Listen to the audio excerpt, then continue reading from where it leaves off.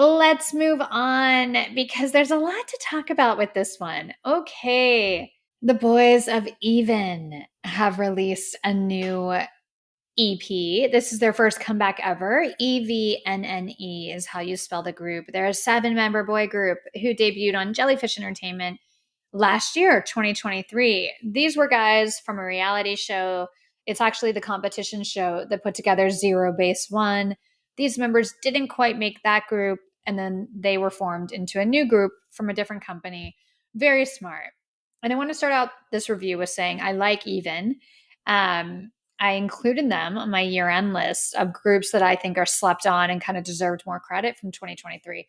I thought their debut was fantastic. This is my type of music, kind of my visually, it's what I vibe with more. They gave us 5 songs, and the EP is called Unseen. I want to talk about this before I even get into the music. Okay. Okay. So here's the issue, and I'm guessing a lot of Mom Bebe have already noticed it. It's called Unseen, and Hyungwon and Shonu, a subunit from Monsta X, they released an album last year called The Unseen. And the promotional images are almost like identical. Identical. It's like the same, almost exactly the same blue color. Unseen, The Unseen. It just looks very, very similar. And, the timing, that album didn't come out all that long ago. So clearly it was fresh in the heads of Jellyfish Entertainment, I guess. But it's a little suspect. I think it's a little obvious. And I think Monbebe have a right to kind of call foul on this. This does seem to me like whoever did the design for this album blatantly copied Monsta X. And unfortunately, that's nothing new in the world of K-pop. Monsta X, in my opinion, are the most influential boy group in the last decade. And everyone copies them and everyone draws their inspiration from them. You look at any of the idol groups who don't do the cute schoolboy thing, they're doing Monsta X. They're doing Monsta X. Monsta X are trailblazers. Don't get me started on their English album, which came way before BTS, by the way. Monsta X are trailblazers. And I'm not saying they're the first one to do an English song, but what they did in the K-pop space is so underappreciated by the general public when all these other groups blatantly copy them. They copy their style, their look, their sound, and now they're literally copying the design of their album, the name of their album. So, I'm a huge Monsta X fan, but I think even if I wasn't a fan, when you see these albums side by side, it feels really obvious. It's bad enough that the name is The Unseen and then this one's called Unseen. Don't take the actual design that literally. Make yours red instead of that exact color blue. You know what I mean? Like there's ways to make it not so obvious that you're biting the style of the Monsta X album, but they didn't. So I think I have to call it out. And it's a shame because I'm not hating on the group at all. These 7 guys have no say in any of this. They're not the ones making the creative decisions. They're the talent that is showing up and putting in a great performance. So this is not a knock on the members of Even at all. I'm going to talk about the album. I think there's some good songs here, but I don't feel like I would be authentic to not mention it when it's something that I notice so blatantly. So who knows if this will be an issue. I doubt Starship will take up for Monsta X and do anything because let's be real, in the past they haven't done a lot. I think Monsta X is one of the most disrespected K-pop groups out there, period. I could talk about this literally all night. Anyways, and I'm going to because there's a specific song that sounds exactly like a Monsta X song. So the inspiration doesn't stop at the album design, but let me get to the single. Let's get to the actual project. I don't want to be unfair to even because again, this isn't the fault of the guys, but we've got to talk about when it's so blatant. Okay. The single was called Ugly. So let's talk about Ugly. I actually like this concept, like get ugly. I like it. There's some grit, there's some dirtiness there. There's this kind of driving electronic beat. The pre-chorus shows off the vocalists, and I like the chorus. I like that get ugly, the lyrics. I will say though, the chorus doesn't quite get there for me until the second part when the vocals come in. You know, like this, yeah, we slay, so slay. Yeah, yeah, yeah. Like it does, it's just kind of whatever. It's not bad, it's not good. It's whatever. Um, but the vocal part and the second part of the chorus, I think works really well. It's good. My favorite part, however, my favorite part in the whole song is in the second verse. And there's a part that says, I'll be with you, ooh, ooh, right? It's very simple, but it's a really nice moment of vocal control.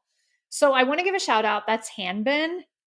Nice control there, my dude. Like that sounded really, really good. I liked that the melody and just that choice of those like couple notes. Yeah, that was good. I really, really liked that part. Um, the bridge is kind of traditional K-pop bridge. This isn't a bad song. It's not a bad song, but I think there's other songs on this project that are better. Like it didn't grab me like that debut. It didn't grab me. It was kind of just there. Um, and the chorus was a little, I think the beat is great. And when I listen to it, because what happens with me, and this is before I see the album artwork, like I'm not, the first thing I do is just listen to the title track. That's the first thing I do. I listen to the album front to back. When I'm reviewing anything, I just put on the album and listen from 1 to 4, 1 to 7, however many songs there are. Then I look, wait, what was the title track? Usually I can figure it out, but sometimes it's shocking and you're like, wait, what?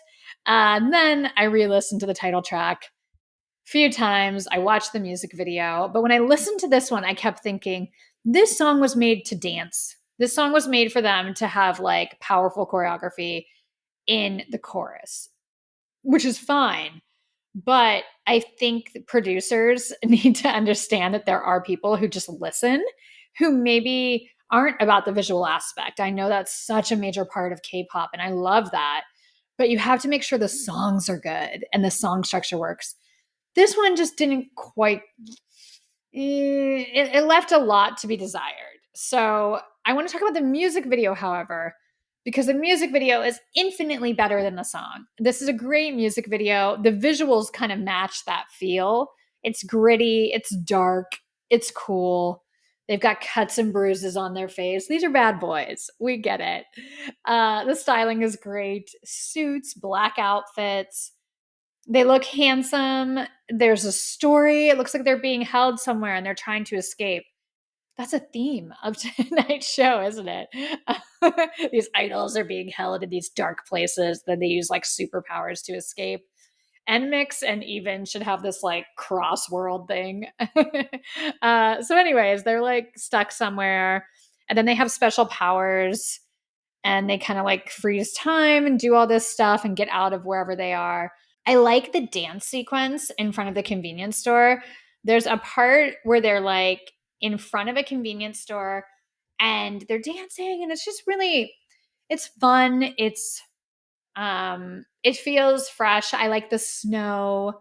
And the convenience store is called Ugly Duckling, which really resonated with me. I thought, what a great name and kind of imagery for this group because they were the runner ups. You know, they weren't the winner. They didn't make the band. They aren't in the group.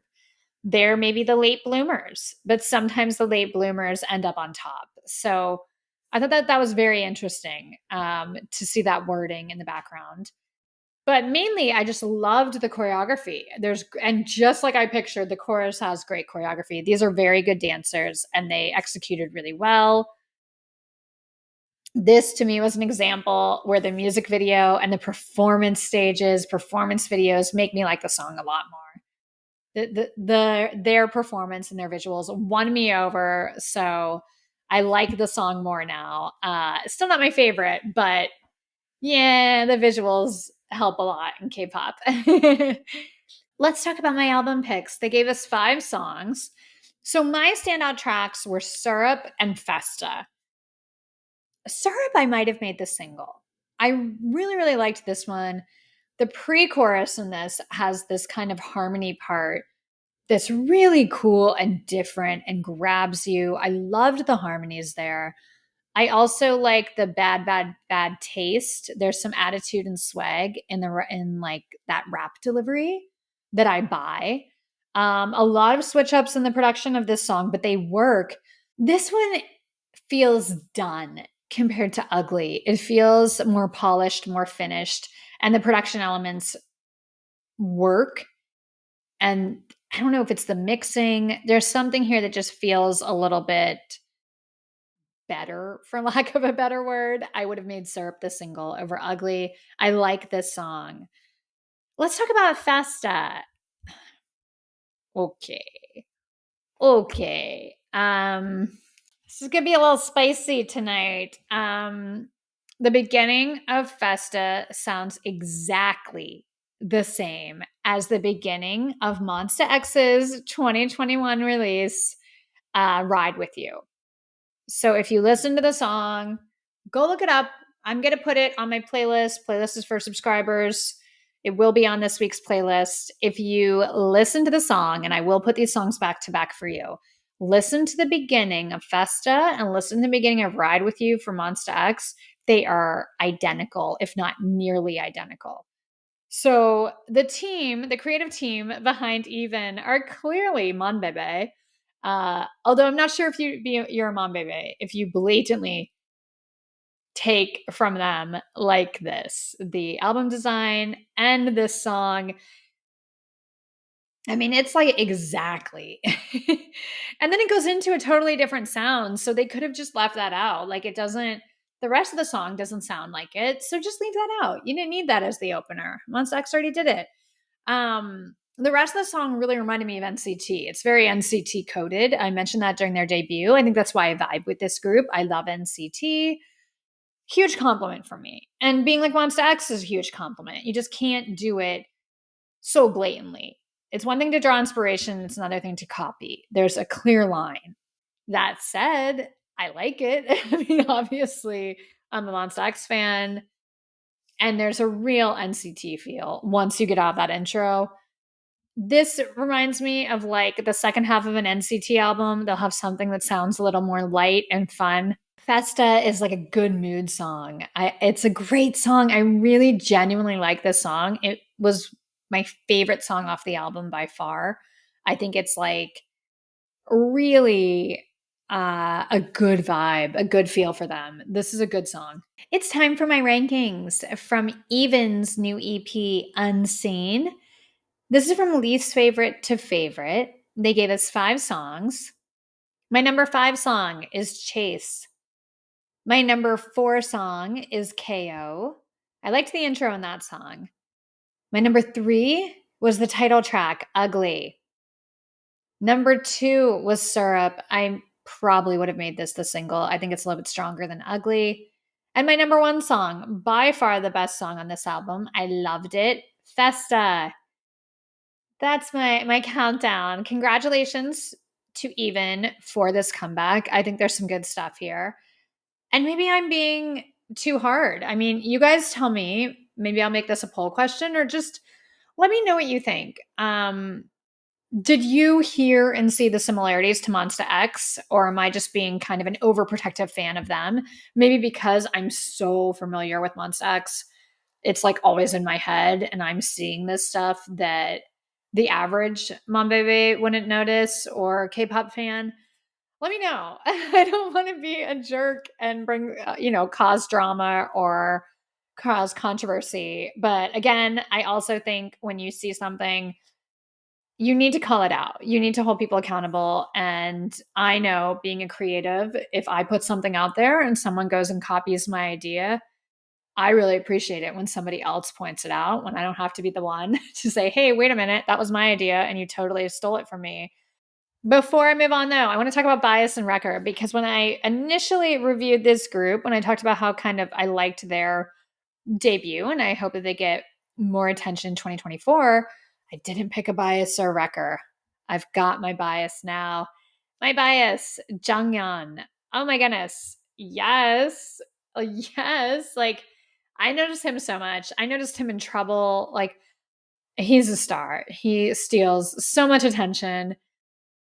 My records are kind of split because I love Hanbin. I think he's such a great kind of center when he's doing choreo. He has a real spark, a real light about him in front of the camera.